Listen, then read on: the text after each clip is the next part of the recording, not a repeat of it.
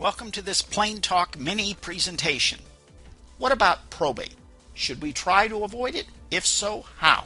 We're going to look at how this issue impacts the planning challenges of two couples.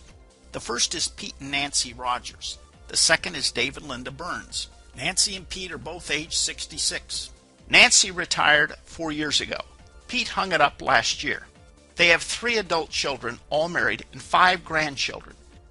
As for David and Linda Burns, they've been married 15 years. Linda and Dave have 3 children. Should we plan our affairs to avoid probate? To many couples, this may sound like the equivalent of, should we try to avoid smashing our car into a tree? It's not quite that simple. Probate is one of the least understood and most feared legal processes. There are a couple of major misconceptions about it. The first misconception is that probate determines your estate tax liability. The truth is, probate has nothing to do with estate taxes. Taxes and probate are totally separate concepts. You can avoid probate and still pay the same amount of taxes you would pay with probate. The second misconception is that you should always try to avoid probate because it will save you money. For some couples this is true, but for many it's not. In many states, if your estate is carefully planned, the cost to probate your estate will be no more and will often be less than what it will cost you in dollars and inconvenience to take the normal steps to avoid probate. Now, having mentioned these two misconceptions, let's focus on what probate is. Probate is simply the legal process that accomplishes the transfer of your property to those who are entitled to receive your property when you die, or to your creditors in the case of liabilities. A simple example will help. Suppose Pete, while living, wants to transfer a parcel of real property to a trust for his grandkids. Pete would need to prepare, sign, and record at the county a deed to the property. But if Pete is dead, Pete can't sign the deed, and our system of transferring property and keeping clear title of who owns what requires that a properly signed deed be recorded as evidence of transfer of ownership. The probate process gives someone, Pete's executor or personal representative, the legal authority to sign the deed on his behalf. That is the function of probate. It preserves the chain of title. It gives another person the authority to transfer titled assets that typically only you could transfer. Of course, all this involves lawyers and courts and paperwork. But over the years, the process in most states has been so streamlined that it no longer has a big impact on the value of the typical estate. Also, the concept of property being tied up in probate is pretty much a myth, except in cases where there are disputes among heirs or serious problems with creditors of the estate. Generally, if your estate is properly planned, property that you own at death is readily available to the family during the probate process. The most popular strategy used to avoid probate is the living trust. With this strategy, Pete and Nancy, for example, would establish a trust right now while they are living. The two of them would be the trustees and would be the beneficiaries of the trust. They would transfer all their titled assets, real estate, brokerage accounts, everything to the trust. The trust would provide that at any time they can change or revoke the trust, and the trust would regularly distribute cash back to them to cover their living needs. When one of them dies, Pete for example, Pete himself would not be deemed to own any assets for probate purposes because all the assets are in the trust. So there would be no need for a probate. Then the living trust would be divided into 2 trusts. One trust would hold Nancy's share of the estate, with Nancy having rights to change or revoke that trust. Pete's estate would pass to an irrevocable trust, his family trust, which Nancy could not change or revoke. Both these trusts would continue to make cash distributions to Nancy as she may need to maintain her lifestyle. On Nancy's death, again, there would be no probate because Nancy would not own any property herself. It would all still be in trust. The property in both trusts would then pass to the children or grandchildren, and probate would have been completely avoided. With this background, the obvious question is, why do people want to avoid probate? There are various reasons. One is privacy. If there is a probate, a list of all your assets is filed with the court.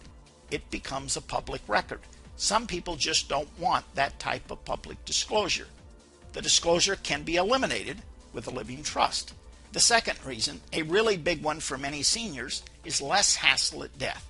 Some want to have their affairs organized so that all administrative hassles at death are reduced to the absolute minimum.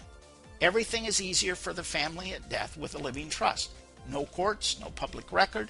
It may even be easier if Medicaid benefits have been paid, because many states limit their post-death recovery effort only to assets that are probated. And of course, it all translates to less lawyer time following death, which brings us to the third reason: attorney's fees. Many want to reduce the attorney's fees that will be paid when they die. In some states, this is a big deal, because the attorney's fees for probating an estate are a percentage of the value of the estate. In other states, the attorney's fees are a function of how much time is actually spent in doing the job. In states where the probate process is relatively simple and attorneys are paid only for their efforts, the fees usually are not substantial.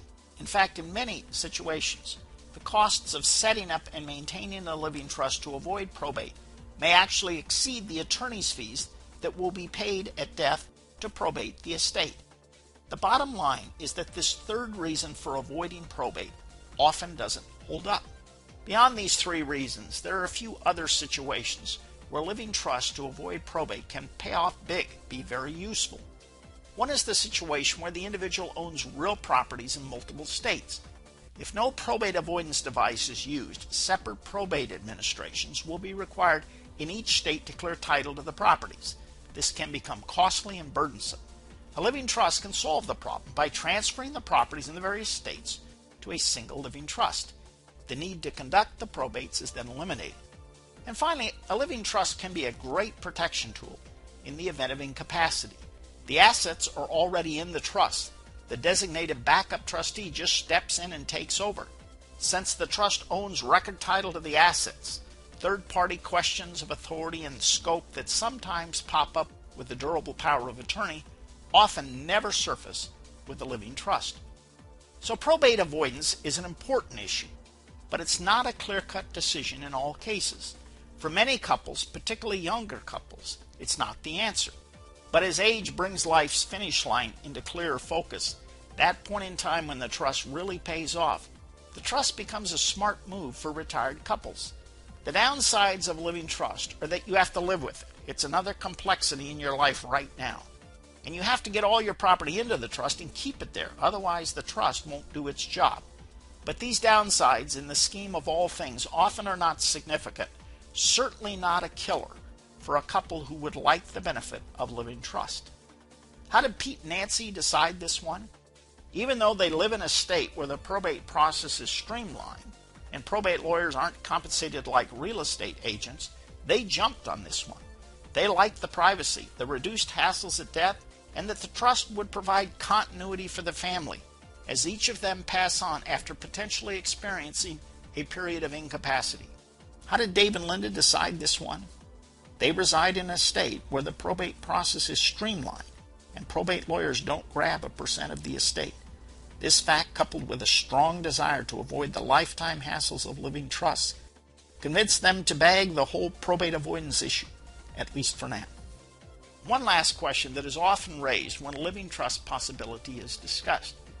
If I have a living trust, do I really need a will? After all my property's in the trust and is governed by the trust document. It's always a good idea to have what is called a simple pour-over will that will pour over into the trust any property that the deceased person ends up owning at his or her death. That is property that was never transferred into the trust. Any such property may need to be probated, but at least the pour-over will ensure that the property is administered and distributed in accordance with the terms of the living trust. The plan for the couple will be in the living trust, not in the pour-over will. Well, that completes our discussion. We hope that you have found it to be informative and that it helps you in your efforts to protect your family long term. Thanks for your time.